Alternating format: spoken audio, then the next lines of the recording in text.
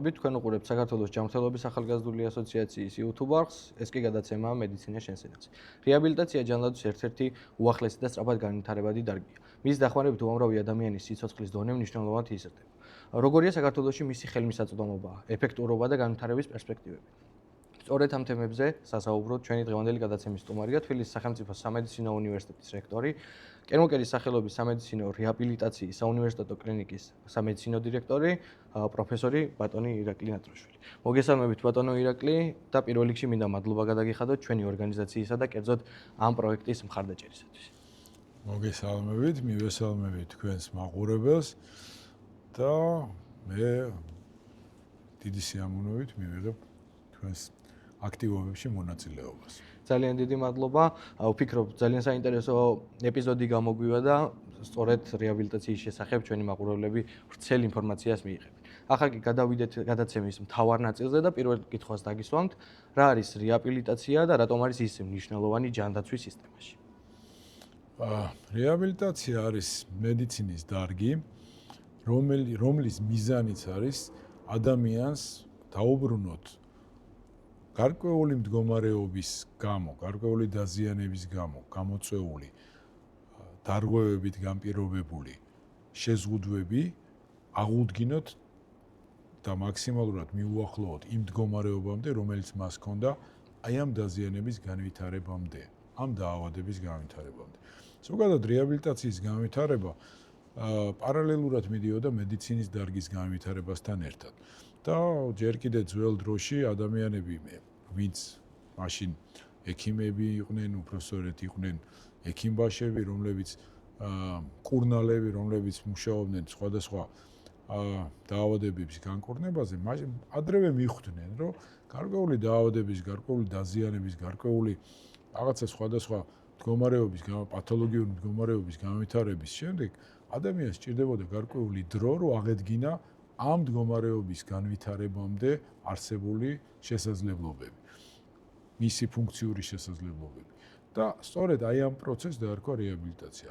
რეაბილიტაცია რა თქმა უნდა განიცდიდა განვითარებას და ეხლაც ვითარდება რეაბილიტაცია, თუმცა მინდა გითხრათ, რომ საქართველოსთვის ეს არის მართლა ახალგაზრდა დარგი, იმიტომ რომ მიდგომები რეაბილიტაციაში, რომელიც დანერგილი იყო მსოფლიოს წამყვან ქვეყნებში და წამყვან კლინიკებში, სამწუხაროდ საქართველოში არ იყო დანერგილი და უკანასკნელი აი ფაქტიურად 25 წლის განმავლობაში დაიწყო ამ მიდგომებმა დანერგვა და არ ჩამითვალოთ ზედმეტ თავისქებად, მაგრამ ერთ-ერთი მნიშვნელოვანი როლი და ფუძემდებელი აი ამ ცვლილებების განხორციელების მეც ვარ, იმიტომ რომ აი პირველი სარეაბილიტაციო კლინიკა, რომელიც მე და მაშინ ჩემ პარტნიორებთან ერთად დავაფუძნე, სწორედ 90-იანი წლების მეორე ნახევარში მოხდა ეს ამბავი, 95 წელს და აი იქ დაიწყო აი ამ ახალი მიდგომების დანერგვა. რა თქმა უნდა, რეაბილიტაცია ვითარდება, ეხლაც ვითარდება და იმედი მაქვს კიდევ უფრო განვითარდება, რაც ჩვენი მიზანი არის ადამიანს მაქსიმალურად აღუდგინოთ ის ფუნქციური შესაძლებლობები, რომელიც მას ჰქონდა აი დაზიანების განვითარებამდე, რომელმაც გამოიწვია აი ამ შესაძლებლობების შეზღუდვა ან სრული დაკარგვა. თქვენი შეფასებით, როგორია რეაბილიტაციის ცნობადობა საქართველოში და მისი, ასე რომ ვთქვათ, საჭიროება? ძალიან საინტერესო შეკითხვა არის, იმიტომ რომ იცით როგორ არის, სამწუხაროდ ჯერ კიდე ცნობადობა, უпроსორეთ, მოდით ესე ვთქვათ, რეაბილიტაციის საჭიროებების გააზრება ჩვენს მოსახლეობაში, ისევე როგორც ზოგადად სამედიცინო განათლების დონე ჩვენ ქვეყანაში, მოსახლეობას გულისხმობ არა რა თქმა უნდა სპეციალისტებს და არა რა თქმა უნდა დარგის მუშაკებს, არის სამწუხაროდ არასათანადო სიმაღლეზე და ამასაც დიდი მუშაობა ჭირდება და ჩვენ მუდმივად მუშაობთ, მე ჩემი გუნდი, რომელიც კენმოკერის კლინიკაშია, სულ მუდმივად მუშაობთ ამ მიმართულებით, იმიტომ რომ სამწუხაროდ ბევრი ადამიანი ბოლომდე ვერათ ვიცნობიერებს, რომ ნებისმიერი ჩარევის შემდეგ, აი ნებისმიერი მდგომარეობის შემდგომ, მას სჭირდება სპეციალისტის დახმარება იმისთვის, რომ მაქსიმალურად სწრაფად მოახდინოს იმ მდგომარეობის, იმ ფუნქციური შესაძლებლობების აღდგენა, რომელიც მას ჰქონდა დაზიანების ან რაღაცა დაავადების ან ტრავმის განვითარებამდე. რა ტიპის სამედიცინო მომსახურების შემდეგ ესაჭიროება ადამიანებს რეაბილიტაციაში? თქვენ თქვით ყველანაირი ჩარების შემდეგ. და ასევე ვისაუბროთ იმ სტატისტიკაზე, თუ რა რიცხობრივ რაოდენობას აღწევენ დღესდღეობით პაციენტები. თქვენ წარმოიდგინეთ, რომ ეს არა მარტო სამედიცინო ჩარევებია, ეს არის ნებისმიერი სიტუაცია, რომელმაც გამოიწვია ფუნქციური შესაძლებლობების შეზღუდვა, ნაწილობრივი ან სრული. სტატისტიკა არის ესეთი, მსოფლიოს მოსახლეობის 2.4 მილიარდს, ანუ მესამედს დაახლოებით, მესამედზე ცოტა ნაკლებს, ესაჭიროება სხვადასხვა ტიპის, სხვადასხვა ინტენსივობის, სხვადასხვა ორიენტაციის და სხვადასხვა სიხშირის სარეაბილიტაციო მკურნალობა. აი, წარმოიდგინეთ, რომ ნებისმიერი ტრავმა, ნებისმიერი სამედიცინო ჩარევა, ნებისმიერი დაავადება, გაიხსენეთ, სულ ეხლახან იყო კოვიდი. განა კოვიდის მერე ადამიანს სარეაბილიტაციო მკურნალობა არ ესაჭიროებოდა, თითქოს და უკვე ბანალური ვირუსული ინფექცია არის, მაგრამ ბანალური უკვე დღეს არის ბანალური ვირუსული ინფექცია კოვიდი, მაშინ რა თქმა უნდა არ იყო ბანალური და ძალიან მწვავე და სერიოზული ინფექცია იყო, მაგრამ მაშინ ხო ესაჭიროებოდა უკვე სარეაბილიტაციო მკურნალობა. ანუ ხედავთ, აი ვირუსული ინფექციის მერე, ტრავმის მერე, ოპერაციის მერე, ქირურგიული ოპერაციის მერე, გულის დაავადებების მერე, ფილტვის დაავადებების მერე, ყველას ესაჭიროება სარეაბილიტაციო მკურნალობა. განა სარეაბილიტაციო მკურნალობის გარეშე ვერ მოახდენს. ხშირად ადამიანი გარკვეულწილად ახდენს ამ შესაძლებლობების, ფუნქციური შესაძლებლობების აღდგენასაც, თქვათ, იგივე კოვიდის მერე ან ნებისმიერი სხვა დაავადების მერე, მაგრამ უფრო სწრაფად, უფრო სრულყოფილად და უფრო სწორად ეს ხდება იმ გუნდის დახმარებით და იმ გუნდის მეთვალყურეობით, რომელსაც ქვია სარეაბილიტაციო გუნდი. როგორც ვიცით, 2020 წელს გაიხსნა კენ უოკერის სახელობის სამედიცინო რეაბილიტაციის საუნივერსიტეტო კლინიკა. როგორია მისი როლი რეაბილიტაციის სფეროში და შევაჯამოთ კლინიკის 5 წლიანი საქმიანობა, ასე რომ ვთქვათ, რა მიღწევების წინაშე ვდგავართ და რა გამოწვევები არსებობდა აქამდე. კენ უოკერის სამედიცინო რეაბილიტაციის საუნივერსიტეტო კლინიკა არის უნიკალური პროდუქტი საქართველოსთვის და თამამად შემიძლია ვთქვა, რომ არა მხოლოდ საქართველოსთვის, არამედ მთელი რეგიონისთვის და თქვენ წარმოიდგინეთ, ბევრი წამყვანი ქვეყნისთვისაც კი. აი ამ პერიოდში, როდესაც ჩვენთან ძალიან ბევრი სტუმარი ჩამოდიოდა და სტუმრობდა სხვადასხვა ქვეყნებიდან, ყველა იყო გაოცებული, იმიტომ რომ ესეთი პროდუქტი, ესეთი კლინიკა, რომელიც აბსოლუტურად უნიკალურია, ზოგადად თავისი თვისებებით, თავისი შესაძლებლობებით, იყო მართლაც უცხო ჩვენი ქვეყნისთვის და ძალიან გაკვირვებულები იყვნენ. და ერთ რაღაცას გეტყვით და მე თუ დაინტერესდებით ამ სტატიას მოგაწოდებთ, ზუსტად დღეს ჯანმომ გამოაქვეყნა თავისი შეფასების შედეგები. ეს შეფასება ჩატარდა 2023 წლის ბოლოს და ფასდებოდა საქართველოში სარეაბილიტაციო მკურნალობის სარეაბილიტაციო სერვისების მდგომარეობა, მათი ხელმისაწვდომობის მდგომარეობა და მათი შესაძლებლობის მდგომარეობა და წარმოიდგინეთ ამ დასკვნაში ძალიან საინტერესო დასკვნა არის თავისი ყველა შეფასებით და ერთ-ერთი მთავარი რესპონდენტი სწორედ კენ უოკერის კლინიკა იყო და დასკვნაში წერია ესეთი რაღაცა, რომ ის გამოწვევები და ის მაგალითები, რომელიც საქართველოში სარეაბილიტაციო სისტემამ განიცადა, სამაგალითო შეიძლება გახდეს მსოფლიოს ყველა ქვეყნისათვის. და ძალიან საინტერესო სტატია არის და მართლაც ძალიან საამაყოა, რომ ზუსტად ჩვენ ქვეყანაში და განსაკუთრებით კენ უოკერის კლინიკაში აი ესეთი შეფასება და კენ უოკერის კლინიკამ და მისმა გუნდმა აი ესეთი შეფასება დაიმსახურა ჯანმოს ექსპერტებისგან. ბოლო 5 წლის განმავლობაში მე შემიძლია თამამად გითხრათ, რომ ძვრა მოხდა ამ 5 წლის განმავლობაში სარეაბილიტაციო მიდგომებში საქართველოში და პირველი რაც ყველაზე მნიშვნელოვანია, პირველად საქართველოს ისტორიაში დაინერგა და გაეშვა დასრულდა რეაბილიტაციის პროგრამა. არასდროს მანამდე ესეთი პროგრამა არ არსებობდა, იყო ბავშვთა რეაბილიტაციის პროგრამა, რომელიც ფინანსდებოდა და არის ეს პროგრამა და ძალიან მნიშვნელოვანია რომ არის, მაგრამ აი 2022 წლიდან უკვე საქართველოში ფუნქციონირებს დასრულდა რეაბილიტაციის პროგრამა და ამ პროგრამის არსებობა არის კენმოკერის კლინიკის პირდაპირი დამსახურება. რომ არა კენმოკერის კლინიკა, ეს პროგრამა არ იარსებებდა.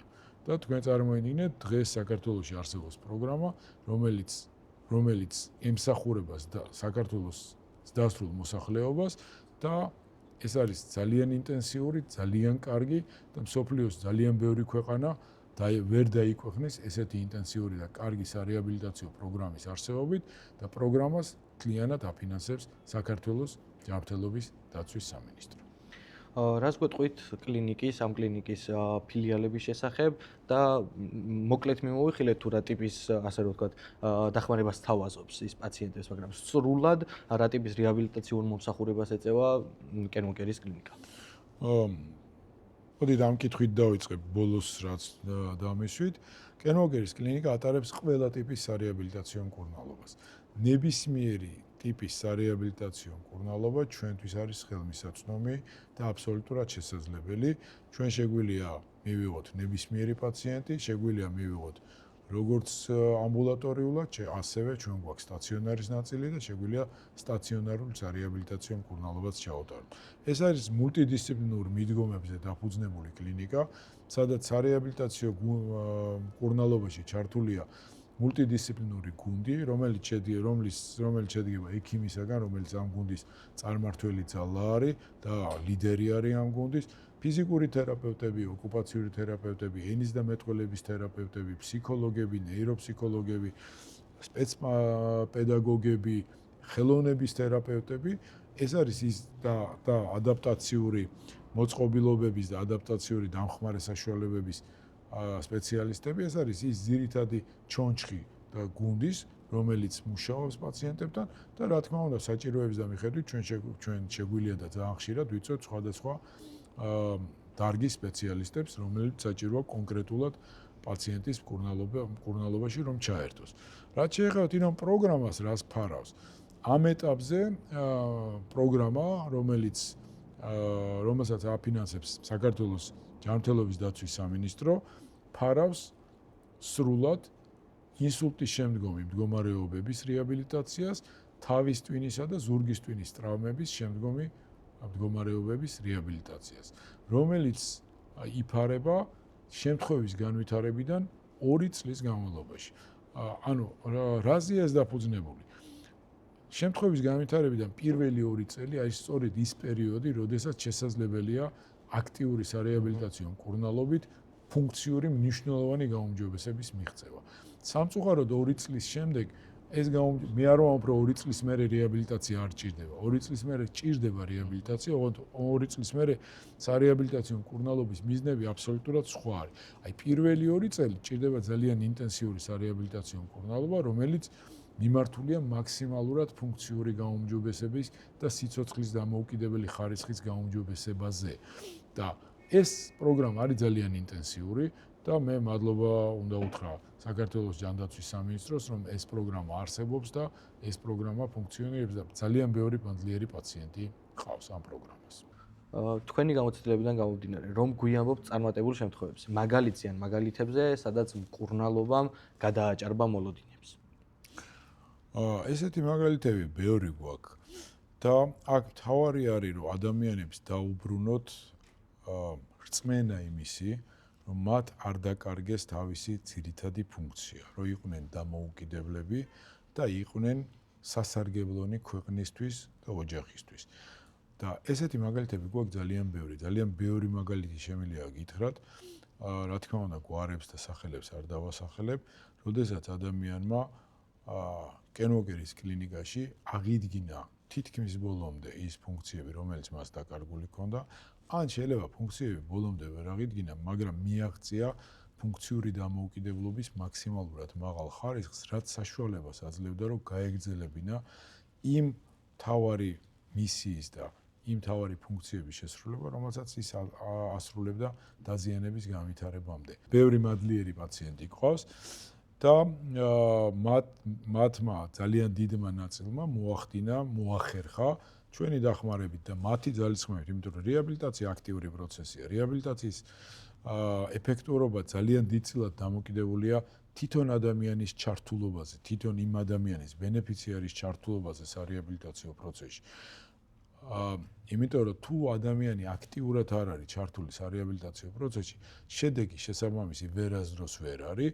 ამიტომ ეს მათი დამსახურებაც არის, რომ ისინი ჩვენ გვენდნენ და თვითონაც ქონდათ мотивация, რომ გაეუმჯობესებინათ თავისი ფუნქციური შესაძლებლობა და თქვენ წარმოიდგინეთ, ბევრი ყავს ესეთი პაციენტი, რომელმაც მე ახალი პროექტების გაკეთება დაიწყო, აქტიურად ჩაერთო ცხოვრებაში კვლავ, თუმცა როდესაც კლინიკაში მოვიდა, გარკვეულწილად ნიხილიზმი ჰქონდა, იყო დაუფლებული და სიცოცხლის ინტერესი ჰქონდა დაკარგული. სწორედ ამიტომ მნიშვნელოვანი რომ გუნდური მუშაობა იყოს.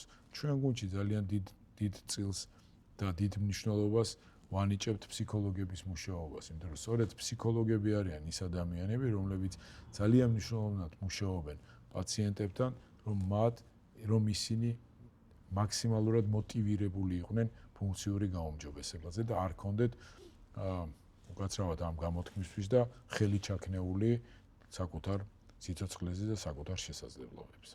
ახლა კი მინდა გადავიდე კენ უოკერის კლინიკის, ასე ვთქვათ, საგანმანათლებლო მხარეს. რა როლი აქვს ამ კლინიკას რეაბილიტაციის სპეციალისტების მომზადებასა თუ გადამზადებაში? აქაც შემიძლია ყოველგვარი გადაჭარბების გარეშე ვთქვა, რომ ეს როლი არის ძალიან დიდი.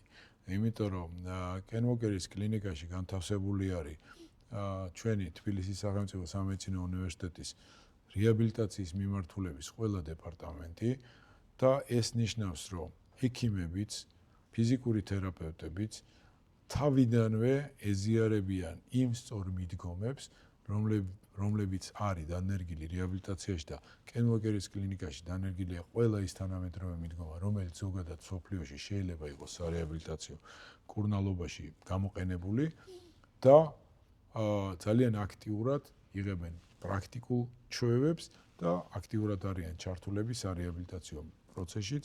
ჩვენ გვაქვს ზაფხულის პრაქტიკა, გვაქვს ზამთრის პრაქტიკა. ეხლა კიდევ ვფიქრობ, როგორ გავა მრავალფეროვნო და უფრო მეტი მასშტაბის გავხადოთ ეს პრაქტიკული ნაწილი, რომ მეტი პრაქტიკული უნარჩვევები აითვისონ სტუდენტებმა და პოსტდიპლომური განათლების ეტაპზე ჩვენმა სტუდენტებმა ჩვენ კენ უოკერის კლინიკაში. თქვენ ახსენეთ ზამთრისა და ზაფხულის სასწავლო ტრენინგები სტუდენტებისათვის. რომ გითხრათ მათი მნიშვნელობის შესახებ და რა პრაქტიკულ ღირებულებებს ატარებს ეს, ასე რომ ვთქვათ, სასწავლო ტრენინგები.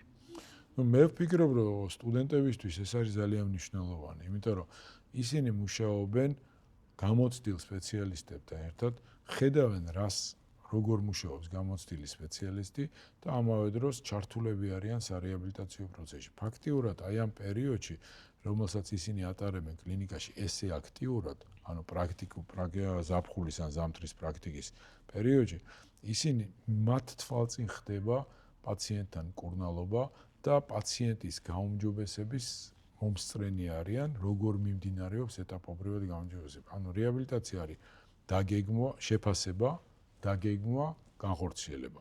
ისინი ესწრებიან შეფასების პროცესს, ესწრებიან დაგეგმვის პროცესს და ასევე ესწრებიან განხორციელების პროცესსაც და ეს ძალიან მნიშვნელოვანია მათთვის, იმიტომ რომ ძალიან მალე, როდესაც ძალიან სწრაფად გაირბენს დრო და ისინი გახდებიან სრულფასოვანი სპეციალისტები და რომ მათთვის ეს ახალი არ იყოს, პრაქტიკას აქვს ძალიან დიდი მნიშვნელობა.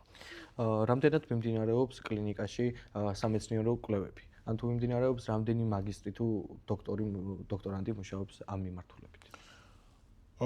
მიმდინარეობს, რა თქმა უნდა, ისევე როგორც სარეაბილიტაციო პროცესში და სასწავლო პროცესში აქტიურად არის ჩართული კენ უოკერის კლინიკის კენ უოკერის კლინიკის ბაზაზე ჩვენი უნივერსიტეტის დეპარტამენტები, ასევე რა თქმა უნდა მიმდინარეობს პოსტდიპლომური განათლების ეტაპიც და სამეცნიერო კვლევების ეტაპიც. ეხლა ამ ეტაპზე არის 45 მაგისტრი, რომელიც კენ უოკერის კლინიკაში გადის სამაგისტრო პროგრამას და 3 დოქტორანტი არის, რეზიდენტი, რომელიც ასევე კენოგერის კლინიკაში ატარებს სადოქტორო კვლევის ნაწილს და მე ვფიქრობ, რომ ეს ძალიან მნიშვნელოვანი ნაწილია. ბატონო ირაკლი, როგორია კენოკერის კლინიკის საერთაშორისო პარტნიორობა? როგორი არის საერთაშორისო სპეციალისტების ვიზიტი და რა მნიშვნელობას ატარებს ეს ვიზიტი თუნდაც საქართველოსთვის და თუნდაც კლინიკისათვის? ეს ძალიან საინტერესო შეკითხვა არის და ძალიან მნიშვნელოვანია. ზოგადად საერთაშორისო პარტნიორობა მედიცინაში განსაკუთრებით მნიშვნელოვანია. იმიტომ რომ ძალიან დიდი მნიშვნელობა აქვს თანამედროვე ინფორმაციის გაზიარებას, თანამედროვე ცოდნის გაზიარებას, გამოცდილების გაზიარებას. მე რო ვთქვი, რომ კენოგერის კლინიკამ ძალიან დიდი როლი ითამაშა რეაბილიტაციის სერვისების განვითარებაზე საქართველოში, აქვე აუცილებლად მინდა ვთქვა, რომ ამაში ასევე ძალიან დიდი როლი იქონია იმ პროექტმა, რომელსაც თავის დროზე აფინანსებდა ამერიკის საერთაშორისო განვითარების სააგენტო და ამ პროექტის ფარგლებში 4 წლის განმავლობაში მიმდინარეობდა ტრენინგი საქართველოში რეაბილიტაციის დარგში მომუშავე სპეციალისტებისა და ამ ტრენინგში ჩართული იყო ამერიკის შეერთებული შტატების ატლანტის ემორის უნივერსიტეტის აკადემიური პერსონალი და იქ ემორის უნივერსიტეტის კლინიკების პერსონალი. ისინი უწყვეტად ჩამოდიოდნენ, ატარებდნენ ტრენინგებს და კიდევ ერთხელ დავამატებ, რომ ის რომ დღეს საქართველოში დასრულთა რეაბილიტაციის პროგრამა არსებობს, ეს არის რა თქმა უნდა კენოგერის კლინიკის დამსახურება და აი სწორედ აი ამ პროექტის დამსახურება, რომელიც ახმარებითაც ჩვენ მოვახდინეთ იმ სპეციალისტების გადამზადება და მათი კვალიფიკაციის ამაღლება, რომელიც ამ სფეროში მუშაობენ.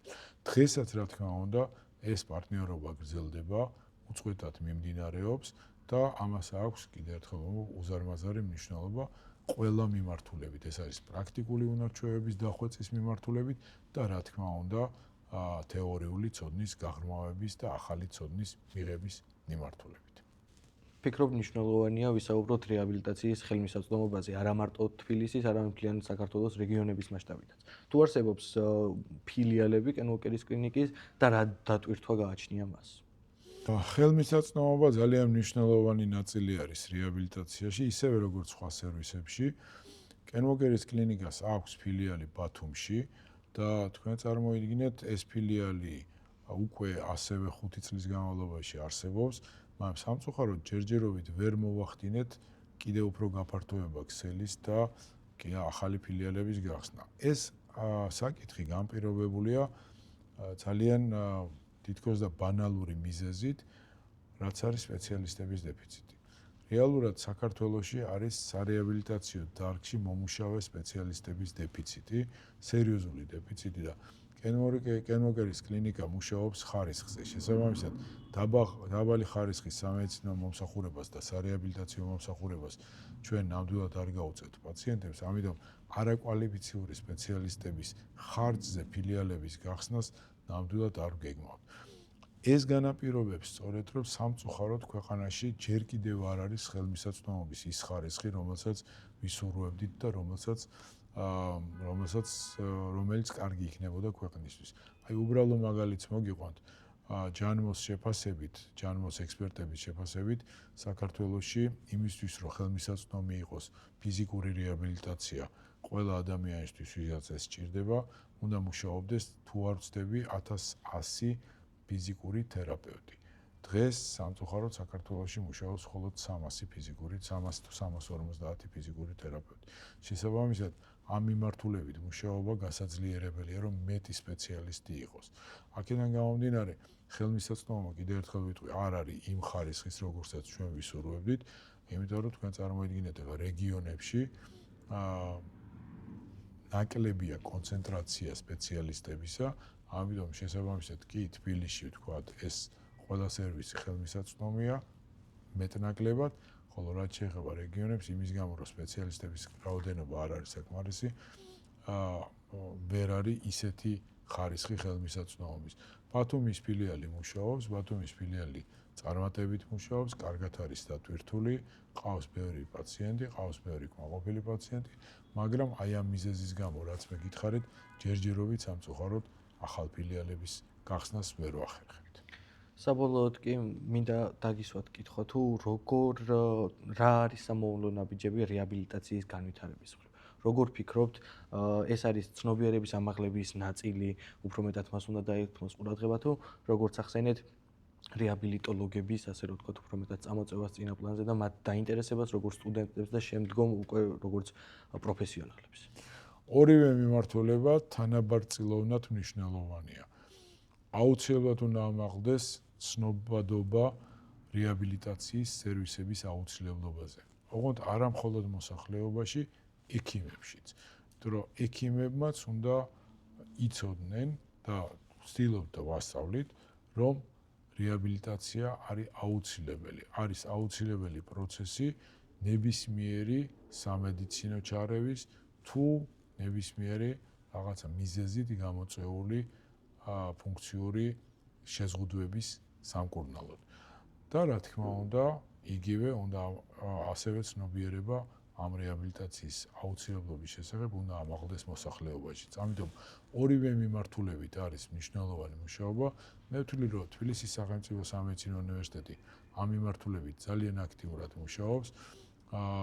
კიდევ ერთხელ ვამბობ, ჩვენი ყველა სტუდენტი გადის რეაბილიტაციის დეპარტამენტში კურაციას, შესაბამისად მათ ცოდნა იმისი თუ რა არის რეაბილიტაცია აქვთ კარგი და იღებენ კარგ ცოდნას, ამ ცოდნას იღებენ კენმოგერის კლინიკის ბაზაზე და კარგ მაგალითზე იღებენ ამ ცოდნას, შესაბამისად მომავალი თაობის ექიმები, ჩვენი კურსდამთავრებულები დარწმუნებული ვარ ამ ცოდნას უფრო ფართოდ გაავრცელებენ საზოგადოებაში და რაც უფრო მეტად გავრცელდება ცოდნა, როგორც სამედიცინო საზოგადოებაში, ისე ზოგადად ჩვენი ქვეყნის საზოგადოებაში, რა თქმა უნდა, რეაბილიტაციის შესახებ ცნობადობა უფრო და უფრო აიწევს და შესაბამისად ადამიანები უფრო სწრაფად მიიღებენ სარეაბილიტაციო სერვისებს, ვიდრე დღეს არის, იმიტომ რომ სამწუხაროდ დღესაც ჯერ კიდე გვიან მოგმართავენ ადამიანები სარეაბილიტაციო სერვისების მისაღებად. აი შემთხვევით გაიგებენ ან ტელევიზიით, ან თქვათ სხვადასხვა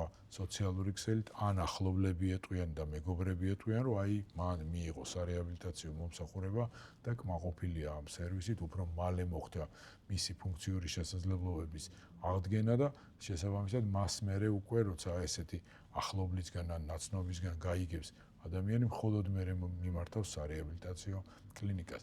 ეს გარკვეულწილად მიზეზი ამისი ისიც იყო, რომ ძალიან დიდხანს საქართველოში სარეაბილიტაციო მომსახურება არ იყო იმ დონეზე, როგორიც საჭირო იყო და შესაბამისად ნდობა ამ სერვისის მიმართ არ იყო სათანადო დონეზე.